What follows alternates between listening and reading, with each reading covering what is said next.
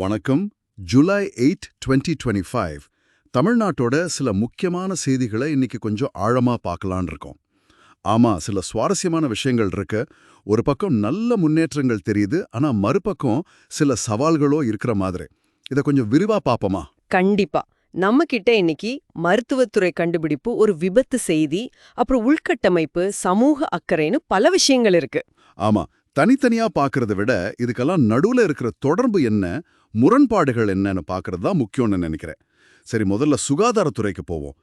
தமிழ்நாடு அரசு டிபி நோயாளிகளுக்காக ஒரு புது ட்ரியாஜ் கருவி கொண்டு வந்திருக்காங்க. இந்தியால இதான் முதல் முறையாம். ஆமா, அத பத்தி கேள்விப்பட்டேன். வெறும் 5 அடிப்படை தகவலை வச்சு யாருக்கு உயிரிழப்பு அபாயம் அதிகம்னு கணிக்க முடியுமா? இதனால டிபி இறப்பு விகிதம் சில மாவட்டங்கள்ல 20-30% குறைஞ்சிருக்குன்னு சொல்றாங்க. இது கேட்க சிம்பிளா இருந்தாலும் இதுல என்ன பெரிய விஷயம்? இதோட சிறப்பு என்னன்னா அதோட எளிமைதான். பாருங்க, ரொம்ப குறைஞ்ச டேட்டாவை வச்சு யாருக்கு உடனடி கவனம் தேவைன்னு வேகமா கண்டுபிடிக்க முடியுது. ஓஹோ. இது பெரிய டெக்னாலஜி இல்லைன்னாலும் களத்துல ரொம்ப பயனுள்ளது. வளங்கள் கம்மியா இருக்கிற இடங்கள்ல டக்குன்னு முடிவெடுக்க உதவும்.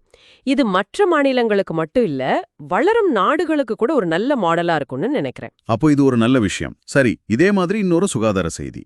சென்னை கே நகர் இஎஸ்ஐசி மருத்துவமனையில இனி ஆயுஷ்மான் பாரத், அதாவது PMJAY கார்டு வச்சிருக்கிறவங்களும் சிகிச்சை எடுக்கலாமா?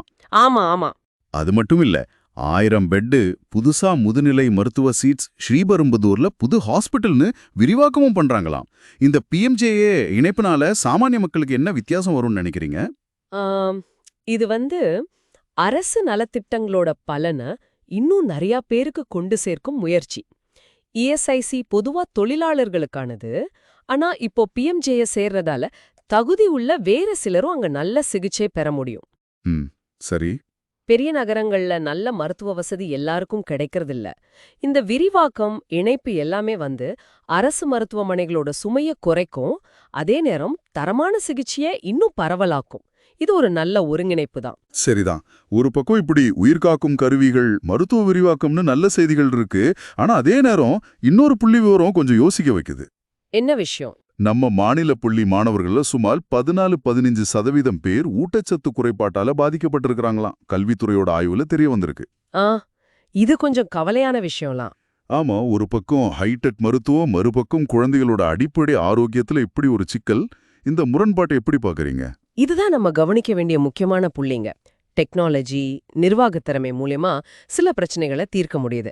ஆனா ஊட்டச்சத்து குறைபாடு மாதிரி விஷயங்கள் இருக்கே, அதுக்கு சமூக பொருளாதார காரணங்கள், விழிப்புணர்வு, தொடர் கண்காணிப்புன்னு பல விஷயம் தேவை.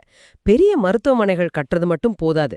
ஆரோக்கியமான அடுத்த தலைமுறையை உருவாக்க அடிப்படை ஊட்டச்சத்து ரொம்ப முக்கியம். இந்த இடைவெளி நம்ம வளர்ச்சி பாதையில இன்னும் எங்க கவனம் செலுத்தணும்னு காட்டுது. சரி, இதே மாதிரி உள்கட்டமைப்பு நிர்வாகத்திலையும் சில ஏற்ற இறக்கங்கள் தெரியுது. கடலூர் செம்மன்குப்பம்ல நடந்த அந்த பள்ளி வாகன ரயில் விபத்து ரொம்ப சோகமான சம்பவம். ஆமா, ரொம்ப துயரமானது. பாதுகாப்பில்லாத ரயில்வே கிராசிங்ல நடந்திருக்கு. 2 குழந்தைங்க இறந்துட்டாங்க. அங்க இருந்த பாதுகாப்பு ஊழியருக்கு தமிழ் தெரியாதுங்கிறது ஒரு காரணமா சொல்லப்படுது. இது ஒரு பெரிய பிரச்சனையை காட்டுது இல்லையா? நிச்சயமா. மொழி பிரச்சனைங்கிறது ஒரு குறிப்பிட்ட குற்றச்சாட்டு. ஆனா அடிப்படை பிரச்சனை பாதுகாப்பில்லாத ரயில்வே கிராசிங் தான். ஆமா, மனித தவறு நடக்கலாம், மொழி பிரச்சனை இருக்கலாம். ஆனா அதையும் தாண்டி உயிரை காப்பாற்ற வேண்டிய கட்டமைப்பு வசதி முக்கியம். ஆட்டோமேட்டிக் கேட்டு, எச்சரிக்கை சிஸ்டம் இருந்திருந்தா ஒருவேளை இதை தவிர்த்திருக்கலாம். இது வெறும் கவனக்குறைவில்ல, அமைப்பு ரீதியான பாதுகாப்புல இருக்கிற ஓட்டைகளை காட்டுது. சரிதான். ஆனா இன்னொரு பக்கம் உள்கட்டமைப்புல முன்னேற்றமும் இருக்கு. திருச்செந்தூர், பழனி, திருவண்ணாமலை மாதிரி முக்கிய கோயில்கள்ல 300 கோடி ரூபாயில புது திட்டங்கள் கொண்டு வராங்க. ஓ, அப்படியா? என்ன மாதிரி திட்டங்கள்? ஆன்லைன்ல டிக்கெட் புக் பண்றது, பிரேக் தரிசனம்னு சொல்றாங்க. அப்புறம் வேற சில வசதிகள்னு 2025க்குள்ள கொண்டு வர போறாங்களாம். இது பக்தர்களுக்கு வசதியா இருக்கும். ஆனா டெக்னாலஜி ஆன்மீக அனுபவத்தை மாத்துமா? நல்ல கேள்வி. டெக்னாலஜி வசதியை தரும், கூட்டத்தை குறைக்கும், திட்டமிட ஈஸியா இருக்கும். வெளியூர் பக்தர்களுக்கு இது பெரிய உதவி. ஆமா. அதே நேரம் டெக்னாலஜி பழக்கம் இல்லாதவங்க அல்லது பாரம்பரிய முறைய விரும்புறவங்க கொஞ்சம் அந்நியமா உணர்வாங்களாங்கிற கேள்வியும் இருக்கு. வசதிக்கும் அந்த ஆன்மீகத்தோட தன்மைக்கும் நடுவுல ஒரு பேலன்ஸ் தேவைப்படும். கரெக்ட். இதே மாதிரி அந்த சிவகங்கை இளைஞர் மரண வழக்குல CBI விசாரணையை சீக்கிரம் முடிக்க சொல்லி சுப்ரீம் கோர்ட் உத்தரவிட்டிருக்கு. அது நிர்வாகத்துல பொறுப்பு கூறல வலியுறுத்துற ஒரு நடவடிக்கை தானே? ஆமா, அதுவும் ஒரு முக்கியமான நகர்வு. பொறுப்புக்கூறல் ரொம்ப அவசியம். அப்போ இன்னைக்கு நாம பார்த்த செய்திகளை வச்சு பார்க்கும்போது தமிழ்நாட்டுல ஒரு ஒரு இரட்டை போக்கு தெரியுது. டிபி கருவி, இஎஸ்ஐசி விரிவாக்கம், கோயில் நவீனமயம்னு முன்னேற்றங்கள் ஒரு பக்கம். ஆமா. இன்னொரு பக்கம் ரயில் விபத்து, மாணவர் ஊட்டச்சத்து குறைபாடுன்னு அடிப்படை பிரச்சனைகள். இது ஒரு கலவையான சித்திரத்தை கொடுக்குது. சரிதான். இப்போ உங்களுக்கான ஒரு சிந்தனை. நீங்க பாருங்க, டெக்னாலஜி நிர்வாகம் மூலமா தமிழ்நாடு சில சவால்களை நல்லாவே சமாளிக்குது.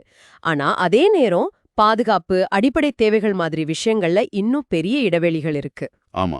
இந்த முன்னேற்றமும் இந்த சவால்களும் ஒரே நேரத்துல நடக்கும்போது இது மாநிலத்தோட வளர்ச்சி பாதைய பத்தி உங்களுக்கு என்ன தோணுது? ஒரு துறையில காட்டுற வேகம் ஏன் மத்த துறைகள்ல இல்ல? இந்த ஏற்றத்தாழ்வுக்கு என்ன காரணம் நீங்க நினைக்கிறீங்க? நல்ல கேள்வி. இந்த அலசல்ல எங்களோட இணைஞ்சதுக்கு நன்றி.